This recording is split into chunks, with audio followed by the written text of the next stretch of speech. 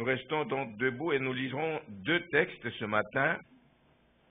Le premier, c'est dans l'Épître aux Hébreux, au chapitre 13. Je vais lire les quatre premiers versets.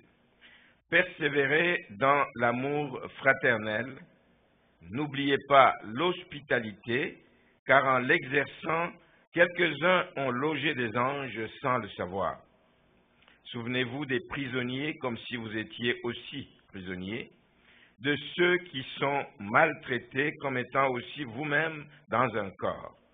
Que le mariage soit honoré de tous et le lit conjugal exempt de souillure, car Dieu jugera les débauchés et les adultères. Le deuxième texte, c'est dans la troisième épître de Jean. Je vais lire à partir du verset 1er. L'ancien, à Gaius, c'est Paul, donc à Gaius, le bien-aimé que j'aime dans la vérité. Vous allez vous rendre compte que la vérité est un mot qui revient beaucoup dans ces versets que je vais lire. Bien-aimé, je souhaite que tu prospères à tous égards et sois en bonne santé comme prospère l'état de ton âme. J'ai été fort réjoui lorsque les frères sont arrivés et ont rendu témoignage de la vérité qui est en toi, de la manière dont tu marches dans la vérité. Je n'ai pas de plus grande joie que d'apprendre que mes enfants marchent dans la vérité. Bien-aimé, tu agis fidèlement dans ce que tu fais pour les frères et même pour des frères étrangers, lesquels ont rendu témoignage de ton amour en présence de l'Église.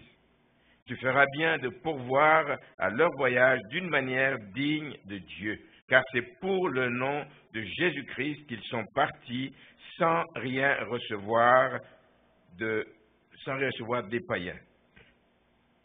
Nous devons donc les accueillir de tels hommes afin d'être ouvriers avec eux pour la vérité.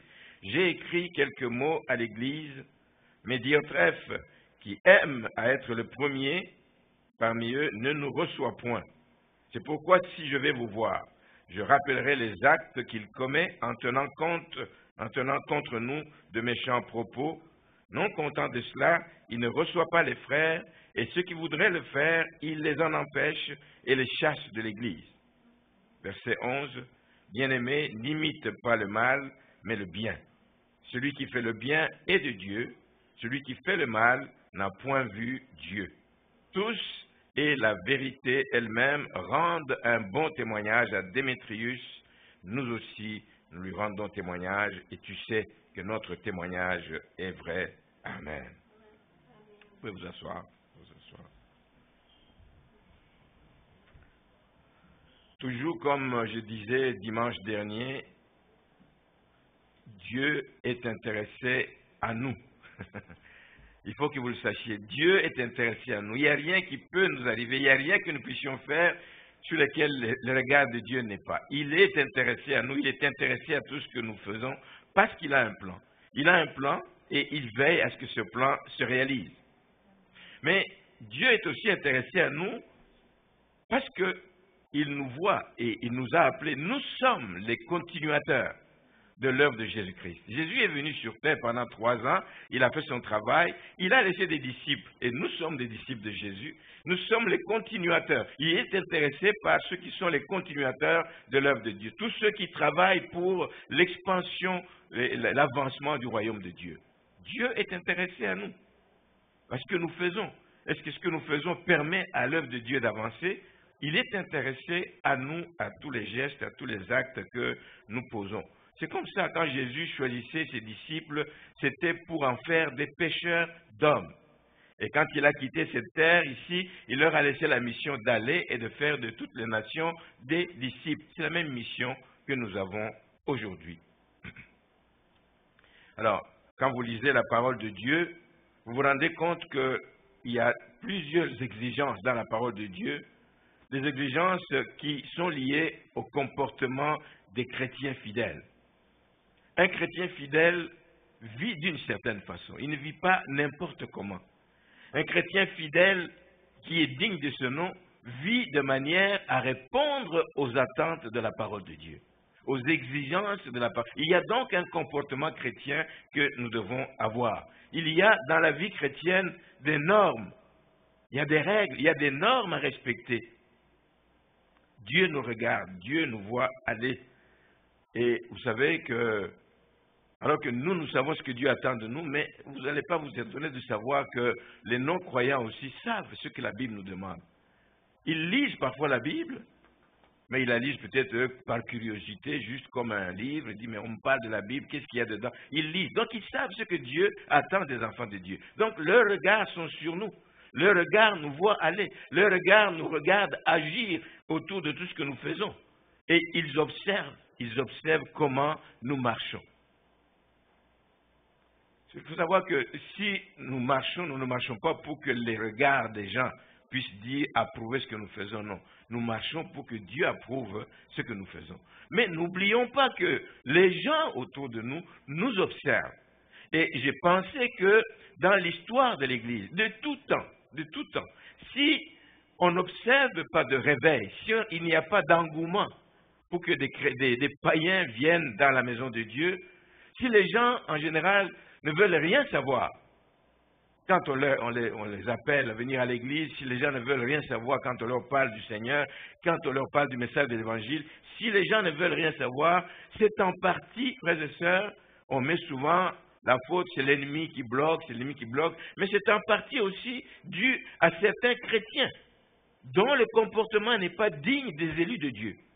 Des gens dont la vie ne donne pas gloire à Dieu.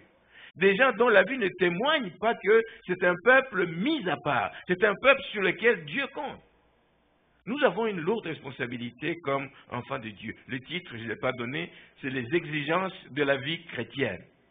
Les exigences de la vie chrétienne, parce qu'il y en a. Et c'est de ça que je voudrais m'entretenir avec vous ce matin. Dans quel but? Pas juste pour taper sur les gens, mais pour que Dieu nous aide. Que Dieu nous aide vraiment à ne pas nous contenter juste de connaître toutes les vérités qu'il y a dans la Bible, toutes les exigences. On peut les connaître au bout des doigts, on peut les citer. Dieu veut ceci, Dieu attend ça de moi. Mais tant que vous ne mettez ça en pratique, ça ne change absolument rien à ce que vous faites et qui puisse plaire à Dieu. Donc le but ce matin, c'est que Dieu nous aide à ne pas nous contenter de connaître, d'écouter des messages et de dire « Waouh, il a bien parlé, c'est très profond ce qu'il a dit ». Mais qu'est-ce que nous faisons de ces messages? Qu'est-ce que nous faisons des prescrits de la parole de Dieu? Qu'est-ce que nous faisons de ce que Dieu attend de nous? Nous devons vivre, nous devons mettre ces prescrits en application dans les moindres détails de notre vie. Et avant d'avancer plus loin dans mon raisonnement, je voudrais vous partager ici ce qu'un philosophe britannique, c'est un homme qui a écrit un livre dont le titre est « Pourquoi je ne suis pas chrétien ». Donc il essaie de justifier dans son livre pourquoi il n'est pas chrétien. L'auteur de ce livre, c'est un certain Bertrand Russell en français si vous voulez. Et il est mort il n'y a pas très très longtemps, c'est pas quelqu'un qui a vécu au XVIIIe siècle, récemment, il est mort en 1970. Donc il a écrit ce livre pour justifier pourquoi il n'est pas chrétien. Et alors un jour, il allait en prison, je ne sais pas si c'était sa habitude d'aller en prison, mais il allait en prison et il visitait les gens en prison. Un jour, il entend, chaque fois qu'il y va, il entend parler de quelqu'un qui se proclame haut et fort et qui répète à tout le monde qui veut l'entendre, dit « Moi, je suis un chrétien, un vrai chrétien, un véritable chrétien. » Puis ça l'a dérangé un peu. « Je suis en prison. Tu dis que tu es chrétien. » Et il s'est mis il a approché, il lui a posé la question. Pendant sa visite, il le pose la question. Il dit « Mais est-ce que tu t'es converti ici en prison ?» L'autre dit « Non, pourquoi ?» Et il dit, mais pourquoi alors tu te retrouves ici en prison? Tu dis que tu es chrétien, un chrétien convaincu, un chrétien... Mais pourquoi tu te retrouves à ce moment-là ici en prison? J'aimerais savoir. Est-ce que c'est à cause de ta foi, à cause du fait que tu proclamais ta foi dans les rues, etc., qu'on t'a arrêté? Ça se peut. Est-ce que c'est à cause du fait que tu défendais l'évangile devant les gens, les autorités? Ça se peut aussi. Et l'autre dit, non, pas du tout, ça n'a rien à voir avec ça. Je me retrouve simplement en prison parce que je n'ai pas payé une trentaine de de constats d'infraction. 30. Alors, les 30 constats d'infraction ne lui ont pas été donnés en une fois, vous pensez bien. C'est quelque chose qui a duré dans le temps. 30 constats d'infraction. Alors, monsieur le regarde et dit, mais, monsieur, arrêtez de crier. Arrêtez de crier sur les toits que vous êtes chrétien. Parce que votre vie ne témoigne pas du tout de Christ. Votre vie ne témoigne pas. Que vos vies, frères et sœurs, témoignent de Christ. Que vous ne vous retrouviez pas dans une situation comme celle de cet homme et qu'un païen ne vienne pas vous voir et vous dire, mais vous vous dites que vous êtes chrétien, mais comment vous agissez comme ça? Comment vous vous comportez comme ça? Nous devons être la lumière du monde, le sel de la terre. Maintenant, je reconnais que par cette réaction ici, ce monsieur Russell, Bertrand Russell, voulait justifier, en fait, il voulait chercher des raisons pour justifier son rejet du christianisme. Pourquoi veux-tu que moi je devienne chrétien avec des gens comme ça qui sont chrétiens avant moi? Ça n'a pas de sens. Ils ne respectent rien, ils ne font rien qui soit donc conforme à ce que la Bible leur demande. Il voulait le justifier. Mais moi, je pense qu'il est possible que ces prisonniers se soient repentis aussi. Vous savez, vous pouvez avoir mal fait, mais vous pouvez vous repentir et malgré tout vous retrouver en prison. Donc, il se retrouve en prison, peut-être parce qu'il s'est repenti. Mais il est aussi vrai que cet homme, avant d'aller en prison, savait qu'il n'était pas en ordre. Et ça a duré un temps. Quand tu tombes, quand on t'attrape dans une faute, redresse-toi, corrige et ne continue pas. Mais un constat d'infraction, tu ne payes pas. Aucune considération vis-à-vis des autorités. Deuxième, troisième, jusqu'à une trentaine. C'est pas bon. C'est pas bon, frères et sœurs, nous devons savoir que ce que nous faisons finit par nous rattraper d'une manière ou d'une autre et ne permet pas aux païens donc de vouloir suivre les voies du Seigneur. Mais lui ne s'occupait pas apparemment de régler sa vie, mais il a quand même continué à parler de Christ en sachant que sa vie ne reflétait pas du tout l'image d'un véritable témoin de Christ. Et c'est comme ça qu'il disait, peut-être, comme on entendait quand nous on était enfants, je ne sais pas si vous l'avez entendu ici au Québec, il y a des gens qui nous disaient, faites ce que je vous dis de faire, mais ne faites pas ce que je fais. Ça ne marche pas. Ça ne marche pas. Pendant longtemps, les gens ont dit oui, oui, oui, oui, mais à un moment donné, ils ont dit, mais comment ça? Vous êtes un être humain, de fait de chair comme moi, etc. Pourquoi vous dites que moi, vous me dites que je dois faire ce que vous dites et vous n'êtes pas capable, vous, de le faire? Non. Je dirais à quelqu'un de faire ceci parce que moi, je suis capable de le faire. Des gens comme Paul ont donné un bon témoignage, ils ont donné un bon exemple à tous ceux qu'ils enseignaient. Je ne peux pas venir vous enseigner ici des choses que moi-même, je ne suis pas capable de faire ou que je ne fais pas dans ma vie. Je dois veiller sur ma vie pour que ma vie parle. Que ma vie parle. Pas juste ce qui sort de ma bouche, mais que ma vie elle-même parle. Chacun de nous doit veiller sur son témoignage. Chacun de nous doit toujours se demander, frères et sœurs, si dans sa vie, il n'y a rien. Il faut le faire. C'est un exercice que je vous encourage à faire. Si dans sa vie, il n'y a rien qui peut le mettre mal à l'aise pour témoigner. Tu te retrouves quelque part et tu sens le besoin de témoigner de Christ, mais sois sûr qu'il n'y a rien qui va te mettre mal à l'aise. Parce que si la personne connaît ta vie, la vie que tu mènes, je ne sais pas tout ce que tu vas dire. Tu vas être tout rouge, hein, tout rouge. Tu vas rougir. Tu vas rougir.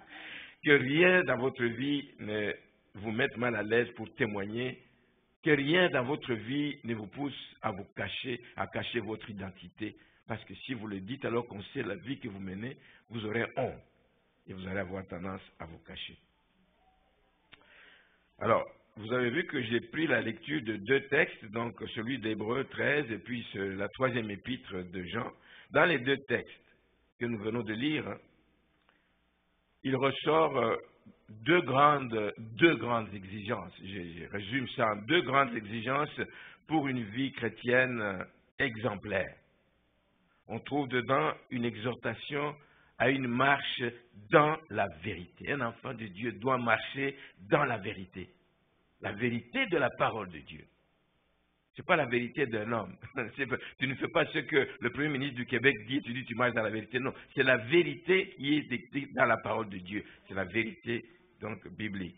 Et l'autre exhortation importante qui est une exigence, c'est de marcher dans l'amour, avoir l'amour envers les autres. Je ne parlerai pas de l'amour envers Dieu, tous les chrétiens le savent, mais souvent on oublie l'autre partie. Aimez Dieu, mais aimez aussi votre prochain. Aimer Dieu, on vous a dit que peut-être beaucoup déjà n'ont pas de difficulté avec ça, mais je vais plus m'appesantir aujourd'hui sur l'amour envers les autres. Nous aimons dire que nous sommes les enfants d'une même famille. Dans une famille, on cultive l'amour. Dans une famille, on cultive le rapprochement. Dans une famille, on veille sur les liens qui nous unissent. On ne veut pas se blesser, on ne veut pas se faire mal mutuellement. On veille sur ces choses et ça devrait être la même chose pour nous aussi comme enfants de Dieu. Donc, la première exigence d'une vie chrétienne exemplaire, c'est de marcher dans la vérité. Et ça ne se fait pas automatiquement. C'est un choix, comme beaucoup de choses dans la vie. Donner sa vie au Seigneur, c'est un choix. Il n'y a personne qui va donner ta vie au Seigneur à ta place. Si tu ne veux pas la donner, non, c'est un choix personnel. Même si ce choix est difficile, mais c'est un choix que nous devons faire. Nous devons choisir, frères et sœurs, de marcher dans l'obéissance. Nous devons choisir de marcher, même si c'est dur, même si c'est exigeant, marcher dans l'obéissance et en accord avec ce que dit la parole de Dieu. C'est un choix libre qui est poussé par un désir profond de plaire à Dieu. Pas pour se faire voir auprès des hommes, mais c'est d'abord un désir profond que nous avons en nous de plaire à Dieu. Notre vie doit plaire à Dieu. Amen. Il nous regarde chaque jour, chaque minute, chaque instant, où que nous soyons, dans un coin tout seul où nous croyons que personne ne nous voit, mais Dieu nous voit. Notre vie doit plaire à Dieu dans les moindres détails et à chaque instant de notre vie. Et cela doit évidemment se manifester, oui, dans nos paroles. C'est important de soigner ce qui sort de notre bouche, mais ça doit aussi se voir dans nos actes. Les actes que nous posons doivent témoigner que nous marchons dans la vérité, que nous voulons faire honneur à Christ, que nous voulons donner gloire à Dieu par nos vies, par notre façon d'agir. Il ne doit pas y avoir d'opposition entre les deux. Tu dis une chose et tu fais le contraire. Non. Dans la vie des enfants de Dieu, les deux doivent aller dans le même sens. Voilà ce qui donne donc honneur à Dieu. Et moi, ma responsabilité, comme berger dans tout ça, ce n'est pas juste de vous le dire comme ça, c'est de préserver l'Église. Je ne vais pas juste vous dire qu'il faut marcher dans la vérité, mais mon rôle à moi, c'est de préserver l'Église des séducteurs. Des séducteurs. Qu'est-ce qui est enseigné dans l'Église? Ça, c'est ma responsabilité, de veiller et de m'assurer qu'on ne sort pas de la vérité, on ne sort pas de la doctrine, on ne sort pas de ce que la parole de Dieu dit pour venir mettre de nouvelles théories comme on entend de plus en plus. Dans le monde, il y a des gens qui ont beaucoup de succès parce qu'ils ont lancé une nouvelle théorie de je ne sais pas sur quoi, une nouvelle doctrine, on va dire, et des gens suivent, et des gens suivent, vraiment comme de manière tout à fait grégaire. Ma responsabilité, si on veut que le peuple marche dans la vérité, c'est de veiller à ce qu'il soit enseigné, rien d'autre que ce qui est de la Bible. Et c'est tellement important. Sinon, il va y avoir des séducteurs qui vont venir vouloir éloigner les chrétiens de la vérité avec de faux enseignements. Et c'est pour ça que, oui, c'est ma responsabilité est de veiller à ce que vous écoutiez des choses qui édifient, qui font avancer l'œuvre de Dieu. Mais ma responsabilité, votre responsabilité est engagée parce qu'il y a des choses que vous écoutez là où moi je ne suis pas, en dehors de l'Église. Aujourd'hui, sur Internet, wow, tout est ouvert. Et sans discernement, sans vérifier, on tombe sur un message, on écoute jusqu'au bout, dit waouh, mais le pasteur ne nous a jamais dit ça. Moi, j'aime entendre des choses comme ça. J'aime entendre de ce monsieur. Alors tu t'abonnes, et tu es parti. Et quand le pasteur prêche sur le sujet, mais qui dit le contraire, il dit comment ça dans cette église? Il dit, mais lui, il draine des foules, il est écouté par des millions de personnes. Le nombre de vues dans son message est tel qu'il voyage dans le monde. Ça ne veut rien dire. Frères et sœurs, tant que ce n'est pas conforme à la parole de Dieu, méfiez-vous. Méfiez-vous. Et c'est pour ça que j'encourage notre Église à toujours être comme des étudiants de Béret. Ce qui est enseigné, d'aller vérifier. Prenez le temps d'aller vérifier. Et c'est tellement important. L'apôtre Jean dit dans 3 Jean, au verset 4, que sa plus grande joie est d'apprendre que ses enfants les enfants spirituels marchent dans la vérité. C'est pareil pour moi. Ma plus grande joie, c'est de savoir que chacun de vous marchez dans la vérité. Amen. Cette vérité qui est professée, qui est enseignée, qui est proclamée jour après jour depuis des années ici, c'est dans cette direction que nous voulons. Et l'apôtre Paul, de son côté, déclare ceci. Il rend grâce à Dieu. Je vais lire le texte dans 1 Thessaloniciens 2, à partir du verset 13. Il rend grâce à Dieu de ce que les chrétiens de Thessalonique ont reçu la parole. Ils ont reçu la parole qui est la vérité. Et cette parole, c'est celle-là qui agit en eux, pas autre chose. Il dit ceci au verset 13. C'est pourquoi nous rendons continuellement, sans arrêt, grâce à Dieu, de ce qu'en recevant la parole de Dieu, que nous vous avons fait entendre, vous l'avez reçue, vous l'avez acceptée, vous acceptez de la mettre en pratique dans votre vie, non comme la parole des hommes, ce n'est pas la parole de Paul, mais comme elle est véritablement la parole de Dieu qui agit en vous qui croyez. Je vais plus loin au verset 19, il ajoute, il dit, qui est en effet notre espérance, ou notre joie, ou notre couronne de gloire. N'est-ce pas vous aussi devant notre Seigneur Jésus lors de son avènement? Oui, vous êtes notre gloire et notre joie. Frères et sœurs, ma prière est que vous soyez aussi ma joie le jour où je serai face à face avec le Seigneur, que vous soyez ma couronne, que le jour où je serai face à face avec le Seigneur, que vous soyez un sujet de joie pour moi. Amen. Et que le Seigneur dit, viens, bon et fidèle serviteur, entre dans la joie de ton maître parce que je vois les résultats du travail que tu as fait. C'est ma prière. C'est ma prière, que vous soyez notre espérance, notre joie et notre couronne de gloire. Première exigence, marcher dans la vérité. La deuxième exigence, c'est évidemment marcher dans l'amour.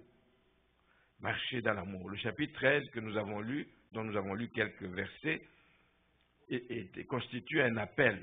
Si vous lisez par la suite, vous voyez que l'auteur de cet épître continue à faire un appel pressant à ceux qui le lisent, aux chrétiens, à travers une série d'exhortations pratiques. Ce n'est pas des enseignements doctrinaux, mais c'est vraiment des exhortations qui touchent à la vie pratique des gens. Et c'est important, c'est important. Donc, il fait des exhortations pratiques, invitant les gens à veiller sur les relations avec les autres. C'est tellement important. Évidemment, ça commence par l'amour fraternel, comme première exhortation. L'amour fraternel. Nous l'avons lu tout à fait au début, il dit « Persévérez dans l'amour fraternel ». Oui, aimez-vous les uns les autres, mais persévérez. Ne lâchez jamais, ne reculez pas, ne faiblissez pas, persévérez dans l'amour fraternel. Et c'est l'amour fraternel qui doit caractériser les enfants de Dieu. Ça doit être la règle de vie, la règle de base dans les relations entre nous, c'est l'amour fraternel. Si c'est une règle, ça veut dire que ce n'est pas optionnel. Je ne peux pas dire, je suis dans l'église, mais il y a des gens que je n'aime pas dans cette église. Il y a un problème. C'est la règle de base. Ce n'est pas optionnel dans nos relations. Nous devons nous aimer. Ce n'est pas non plus une pratique occasionnelle. Depuis qu'il m'a fait ça, je ne veux plus le sentir.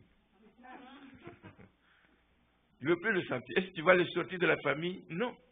Ce n'est pas toi qui l'as admis dans la famille, c'est un enfant de Dieu comme toi. Vous faites partie de la même famille, d'un même père. Vous devez vous aimer. Et lorsque vous allez vous choquer l'un l'autre, etc., lorsque vous devez vous choquer, j'ai toujours donné cet exemple des, comment on appelle ça, des porcs épics.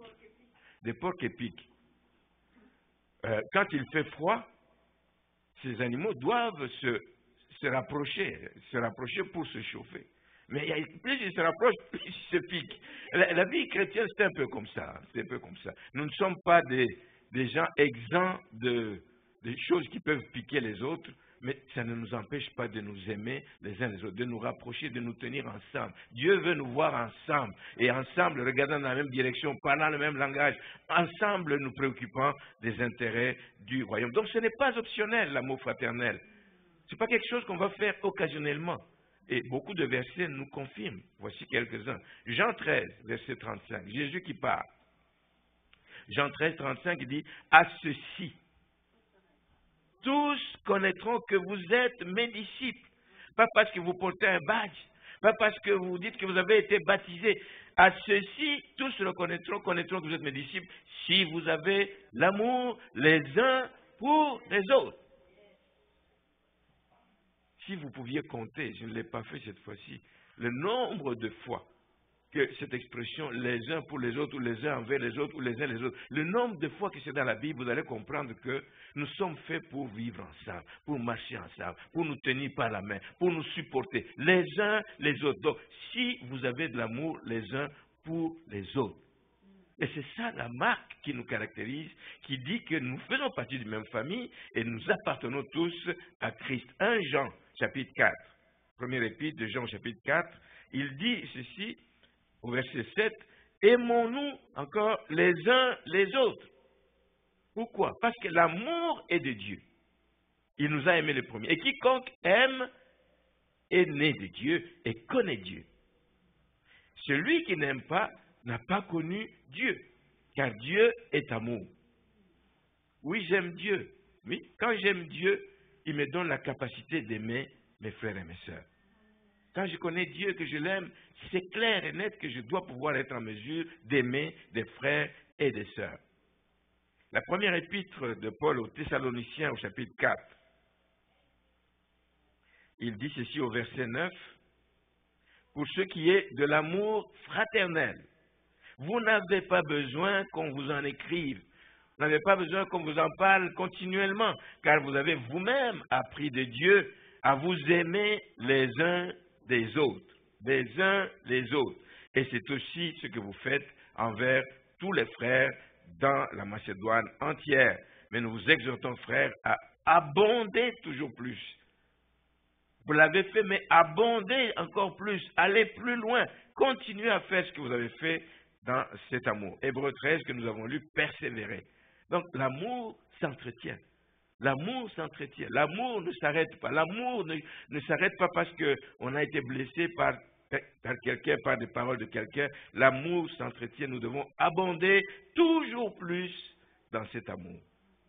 Alors cultivons vraiment, c'est une valeur capitale. Cet amour va se manifester les uns les autres, va se manifester dans différentes sphères de la vie, évidemment, comme dans l'accueil que nous réservons à nos frères et sœurs en Christ. Un nouveau dans une église, quand il arrive et qu'il s'engage dans l'église, vous allez l'aimer, vous allez lui manifester l'amour en l'accueillant bien, une façon de lui dire bienvenue dans la famille des enfants de Dieu. Cet amour va se manifester dans ce cadre-là. Souvent en église l'accueil. Moi, j'ai toujours donné un exemple. Il y a une église, la dernière église que j'ai fréquentée en Afrique avant de quitter l'Afrique. Je suis allé le premier dimanche. J'entre, tu dis, je vais voir ce qui se passe. J'entre, je m'assois derrière. Et puis, quand le culte finit, je sors vite pour partir. Je connais personne. Vous savez, c'est le premier dimanche, je connais personne. Je connais même pas le pasteur, mais quelqu'un m'a référé l'adresse. Je sors vite en courant. Le pasteur m'a suivi. J'étais rendu presque au niveau de l'auto. Il dit non, je tenais juste à vous saluer et à vous souhaiter la bienvenue. Je n'ai pas eu l'occasion de le faire pendant le culte. Je ne peux pas vous dire combien ce geste m'a marqué. Et depuis ce jour-là, je suis rentré un autre dimanche, il est encore venu me saluer. Il est encore venu. Et une autre fois, il est venu, c'était beaucoup plus tard, évidemment, un dimanche, pour une raison pour laquelle on devait voyager, on devait aller aux États-Unis à ce moment-là. Et donc, on n'est pas allé à l'église ce dimanche matin. Il est venu. Nous partions le soir, mais on n'est pas allé à l'église. On aurait dû aller à l'église. Hein. Il n'y avait rien qui nous empêchait. On aurait dû aller à l'église. Mais il est venu après le culte. Il est venu à la maison, il dit, je suis venu juste vous dire ce qu'on a prêché aujourd'hui pour que vous soyez sur la même longueur d'onde que les autres. Alors imaginez, mais ça m'a marqué. Je vais vous dire la vérité, ça m'a marqué. Il y a beaucoup de choses que je répète ici, que je fais dans ma vie chrétienne et comme pasteur, parce que je l'ai vu faire chez d'autres personnes. J'ai eu un bon pasteur, qu'elle connaît, elle est encore sa secrétaire, qui m'a appris à avoir le cœur de berger, à m'occuper des brebis, à m'intéresser aux brebis. Frères et sœurs, une brebis n'est pas un numéro qui est là dans l'église. On doit s'intéresser à la personne. J'ai béni le Seigneur pour ce que j'ai vu et que j'essaye de mon mieux à mettre en pratique. Donc cet amour se manifeste dans l'accueil que nous réservons aux frères et sœurs. Cet amour va se manifester aussi dans l'hospitalité envers les serviteurs de passage. On a des fois ici des gens qui nous visitent. Il y a 2 dimanches, nous avons eu le père de Cédric qui est de passage ici. On doit bien l'accueillir. Il doit se sentir bien accueilli, il doit se sentir aimé dans cette église quand il vient. Quand nous avons un visiteur venant de loin, pareil, nous devons avoir l'hospitalité. Et quand nous le faisons, c'est comme si nous sommes ouvriers avec lui dans ce qu'il est en train de faire. Nous prenons part avec lui à ce qu'il est en train de faire. Si c'est dans un travail d'évangélisation que nous avons accueilli la personne, nous prenons part. Je suis convaincu que, malheureusement, c'est ce que nous, on nous enseignait au début de notre foi. Vous savez, si vous supportez des serviteurs de Dieu qui vont évangéliser dans des pays musulmans, dans des pays à gauche et à droite, vous avez 50% de bénédictions. Lui, il a 50%, vous avez 50%. Alors nous avons dit, yes, on va y aller comme ça. Nous allons supporter l'œuvre de Dieu en donnant l'argent. En donnant l'argent. Non. Le Seigneur a besoin de votre épaule. Pas juste de votre argent, il a besoin de votre épaule. Vous devez porter le poids de l'œuvre et le sentir. Vous devez vous impliquer, vous devez vous engager, vous devez donner le meilleur de vous-même.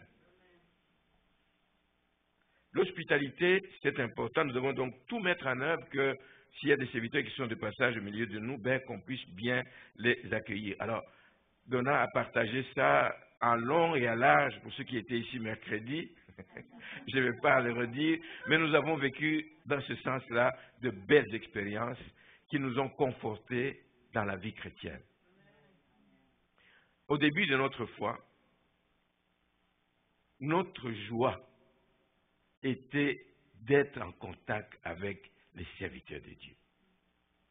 Donc, il suffisait que dans la ville où on était, on apprenne qu'il y a un serviteur qui est de passage dans la ville, mais qui est recommandé et recommandable. Nous faisions tout pour le rencontrer. Et s'il n'avait pas où aller, ou loger, ou des trucs comme ça, nous l'invitions à venir chez nous. On avait une maison de 3 chambres, on était seuls, pas d'enfants, donc on l'invitait à venir chez nous. Et on a retiré beaucoup de bénéfices au contact de ces hommes de Dieu. Les échanges, ils nous parlent de leur expérience de vie, etc. Ils nous parlent même des difficultés du ministère qu'ils ont connu, à tel point que pendant des années, je disais, je ne suis pas sûr que je vais devenir pasteur un jour. Mais c'est sans savoir ce qu'était le plan de Dieu. Amen. On a eu ce contact, on a tiré profit de cette expérience.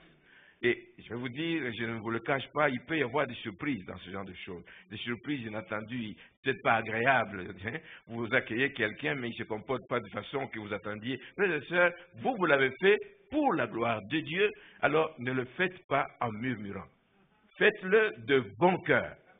Faites-le de bon cœur. Je crois que c'est l'épître de Pierre qui le dit. Ne faites pas ça, ne cueillez pas des gens en murmurant. Même s'il y a eu des mauvaises surprises, il y a eu des ratés pendant le séjour de la personne, mais ne le faites pas en murmurant. Quand nous sommes arrivés au Québec, les premières années de notre venue ici, j'étais beaucoup impliqué dans le ministère des hommes d'affaires du plein évangile, parce que j'avais été membre pendant plusieurs années au Congo. Et quand je suis venu ici, j'ai cherché, puis je me suis intéressé à cela, et pas longtemps après, vraiment des années, on est arrivé en 95, en 96, 97, on a beaucoup voyagé à travers le Québec, invité partout à Chicoutimi, Jonquière, je ne sais pas, du côté d'Ottawa, Gatineau, Sherbrooke, en tout cas, on a été un peu partout pour donner notre témoignage. Et je retiens une expérience, partout où on allait en général, où ça nécessitait de passer la nuit, on nous mettait dans une chambre d'hôtel, une belle chambre d'hôtel. On ne va pas aller chercher la chambre cheap, mais une belle chambre d'hôtel. Mais une fois, à Chicoutimi, il y a un couple de personnes d'un certain âge qui, eux, ont décidé de mettre leur maison, un peu comme on le faisait en Afrique, de mettre leur maison à la disposition des invités qui sont de passage. Et ils nous ont suggéré d'aller passer la nuit chez ce couple-là. dit, écoutez, c'est ça que vous avez prévu, moi, j'ai pas de problème, mais on est bien reçus. Hein. C'est une chambre bien soignée, rien à envier à une chambre d'hôtel. Mais ce que je retiens, c'est que la joie qu'ils avaient de nous accueillir et de nous faire découvrir des choses. Quand ils ont su qu'on venait d'arriver, ils ont dit, ah, on va vous faire manger. Et c'est la première fois que j'ai mangé une tarte au bleuet. Là, vous savez combien c'était difficile pour moi de manger une tarte au bleuet. Je regarde une tarte avec plein de petits fruits. Quand ça coupe, ça coule. Je dis, oh my. Belle expérience. Mais tellement bien accueillis qu'on était à l'aise.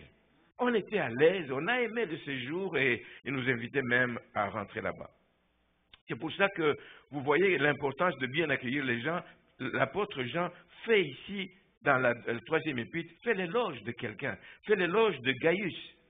Gaius s'est illustré dans l'accueil qu'il réservait aux frères étrangers. Pas juste, moi j'étais africain, eux c'était des Québécois. Dans des coins reculés, il y a des gens qui n'ont pas vu beaucoup d'Africains. Et d'accepter de les accueillir dans leur maison, dit, mais écoute, dans quel état ils vont nous laisser la chambre, dans quel état ils vont nous... Il y a des gens qui sont encore comme ça, ils s'imaginent que, je ne sais pas ce qu'ils s'imaginent. Mais ils ont bien fait et nous avons passé un bon temps. Donc l'apôtre Jean fait l'éloge de Gaius ici, qui s'est illustré dans l'accueil réservé aux étrangers, et il en fait même le témoignage devant l'Église. Mais en même temps que Gaius, dans la même Église, fait de bonnes choses, il y a dans la même Église une autre personne, Diotrephe,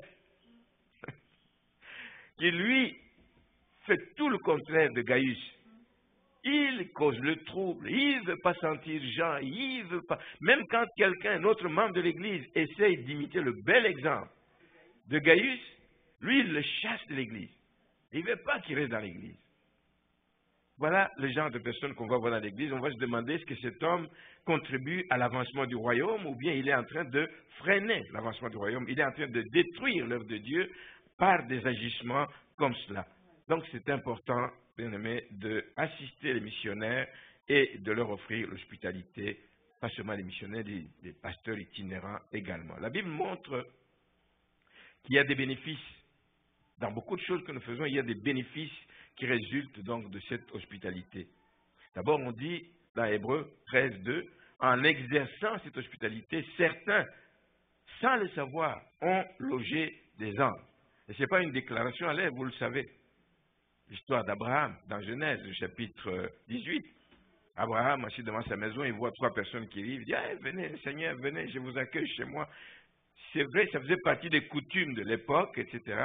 On voit que le jour décline et qu'il essaie de voyager, etc. Non, venez passer la nuit ici, on accueillait les gens. Aujourd'hui, on l'a perdu, je ne sais pas pourquoi. Nous, en Afrique, on le faisait beaucoup. On accueillait beaucoup de gens qui ne sont pas nécessairement des membres de nos familles, etc., ou de nos églises. On accueillait beaucoup de gens ici. On a un peu perdu ça ici. On dit, mais qu'il n'a qu'à aller à l'hôtel. Mais savez-vous s'il a l'argent ou pas pour aller à l'hôtel? Non. Donc, mais le bénéfice d'avoir accueilli ces hommes, c'est que avant leur départ, il lui a annoncé la naissance d'Isaac. Il lui a annoncé la naissance d'Isaac. Un enfant qu'il attendait, peut-être qu'il était même désespéré, découragé. Mais il lui a annoncé la naissance d'Isaac et ça a eu lieu. Il y a des bénéfices, donc, d'exercer l'hospitalité. Lot aussi a fait la même chose. Il a fait la même chose. Il a hébergé aussi 2 inconnus chez lui. Et nous savons ce qui s'est passé. Je passe de tous les détails, mais à la fin, ils lui ont dit, non, fais vite, mon ami, il faut sortir de cette ville. Nous sommes venus te dire que la ville va être détruite, la colère est montée, les mauvaises choses qui se passent dans la ville sont montées jusqu'au... Et la ville va être rasée. Il faut te sauver, toi et les tiens. Donc, bénéfice de l'hospitalité. Vous connaissez aussi l'histoire de cette femme dans la ville de Sunem. Cette femme qu'on appelle une femme de distinction dans 2 Rois, chapitre 4, à partir du verset 8. C'est une femme de distinction qui voyait passer un serviteur de Dieu, qui voyait passer, et puis il l'invite à manger. Viens manger chez nous. Chaque fois que tu as des passages, viens manger chez nous. L'hospitalité. Tu n'es pas obligé, il ne connaît pas, pourquoi il dépensait mon argent. Hospitalité par respect pour les serviteurs de Dieu. Mais jusqu'au point où il dit de passer la nuit, et jusqu'au point où il a convaincu même son mari, il dit, écoute, par respect pour cet homme, on ne va pas le laisser coucher n'importe où, mais on va lui arranger une belle chambre, avec une table, lorsqu'il doit besoin de travailler et tout. On va lui arranger. Ils ont dépensé de leur argent pour accueillir l'homme de Dieu Élisée avec beaucoup de considération. Et là aussi, il y a eu des résultats, des bénéfices. Cette femme n'avait pas d'enfant dans sa maison et elle a pu concevoir après un an, après beaucoup d'années donc de stérilité, elle a pu porter un enfant. Il y a des bénéfices. On peut continuer, mais je vais m'arrêter là. Ceci dit donc qu'il ne faut pas tomber dans l'erreur d'exercer l'hospitalité. Comme Cédric l'a dit, ne donnez pas pour recevoir. N'exercez pas l'hospitalité parce que vous attendez des retombées. Vous exercez l'hospitalité parce que c'est un ordre, c'est un commandement. Aimez-vous les uns les autres, exercez-le sans avoir des attentes élevées. Si vous avez des attentes élevées, vous allez être déçus. Vous dire, mais je pensais que en l'invitant, lui, on dit qu'il est prophète, il va dire des choses sur ma vie. C'est ce que les gens aiment. Et même dans les églises, on apprend, il y a telle personne qui va passer dans telle église, ils sèchent leur église, tout le monde court là-bas en espérant qu'il va vous dire quelque chose. Vous le savez. Vous le savez. Et non, ce n'est pas le cas. N'allez pas faire l'exercice de l'hospitalité avec des attentes, mais considérez qu'en exerçant l'hospitalité, c'est simplement un privilège que vous avez d'accueillir, de faire du bien à un serviteur de Dieu ou à un frère, à une sœur qui est de passage. Mais par contre, vous ne savez jamais ce que peut être l'impact d'un tel geste. Vous ne savez pas. Dieu sait, mais vous ne savez pas. Faites-le de bon cœur, considérez que c'est un privilège et vous allez donc voir comment Dieu va se glorifier. J'ajoute que l'amour, un autre aspect de la vie dans lequel on doit exercer cet amour, l'amour doit se manifester également par la compassion. La compassion que nous devons avoir pour ceux qui souffrent, pour ceux qui sont désespérés, pour ceux qui sont maltraités. Et ici, j'ajoute qu'ils soient chrétiens ou non. Parce qu'on dit, aimez-vous les uns les autres, mais nous devons aussi aimer même ceux qui nous maltraitent. Nous devons aussi aimer même ceux qui nous... Quand ils vont voir l'amour que nous leur portons, ils vont dire, mais cet homme, il a quelque chose. Il dit, mais oui, c'est parce que je suis chrétien. Ça peut l'amener aussi à connaître le Seigneur. Donc, aimer les autres, avoir compassion envers ceux qui souffrent et qui sont maltraités. Alors, dans le texte, on nous dit qu'il peut s'agir des prisonniers, il peut s'agir des gens persécutés pour leur foi, ou même des personnes qui sont simplement victimes d'injustice. Cette compassion consiste donc à imaginer, pour que vous puissiez avoir compassion d'une personne, c'est que vous essayez de vous mettre dans sa peau. C'est que vous essayez d'imaginer ce que cette personne est en train de ressentir. Et c'est là que vous allez vous dire, si moi j'étais dans ce cas-là, je ne serais pas bien. Alors ça te pousse à avoir de la compassion pour cette personne. Ça te pousse à lui apporter un certain support. Parce que vous dites, si j'étais dans les mêmes circonstances, moi aussi j'aurais voulu qu'on vienne avoir de la compassion, on vienne m'apporter un certain support. Et Jésus l'a dit dans le sermon sur la montagne, il l'a édicté comme une règle d'or dans Matthieu 7, verset 12. Tout ce que vous voulez que les hommes fassent pour vous. Nous attendons qu'on fasse tout pour moi. Ah, mais on ne fait rien pour moi dans cette église. Vous attendez qu'on fasse tout pour vous. Donc, tout ce que vous voulez qu'on fasse pour vous, faites-le de même pour les autres. Faites-le de même pour eux. Ayez compassion de ceux qui souffrent, parce que si vous étiez dans ce cas-là, vous auriez voulu aussi qu'on ait compassion de vous. Alors, il va y avoir beaucoup de manières d'exercer cette compassion, de l'appliquer. Vous pouvez l'appliquer en priant pour la personne. J'ai compassion, je dis, je ne peux rien faire, mais Seigneur, regarde, il souffre, intervient. Tu pries, tu prends ce sujet à bras le corps, tu le prends pour toi, comme dit, non, Seigneur, il faut que tu agisses dans la vie de cette personne. Tu as une personne qui est malade, une personne qui manque de tout, etc. Si je n'ai rien à donner, Seigneur, je prie pour que, etc. Donc, tu peux le faire par la prière. Tu peux le faire par une intervention matérielle. Parfois, on dit, ah, il souffre, Seigneur, bénis-le. Bénis-le, mais toi, tu peux déjà le bénir. Commence-toi par faire le geste pour bénir la personne. Tu peux le faire par une intervention matérielle pour soulager quelqu'un qui est dans le besoin. Mais tu peux aussi le faire, et ça, c'est un point important qu'on néglige toujours, auquel on ne prête pas attention.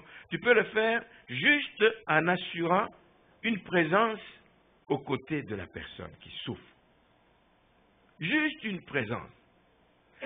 J'ai un ami qui est pasteur, quand le génocide s'est passé en 1994 au Rwanda, il était parti là-bas pour soulager, parce qu'ils ont appris ce qui s'était passé. Il est parti vraiment à un moment où c'était encore tout frais, il y avait encore des cadavres partout dans les rues et tout. Mais il est allé là-bas et quand il est revenu, il nous a raconté son expérience.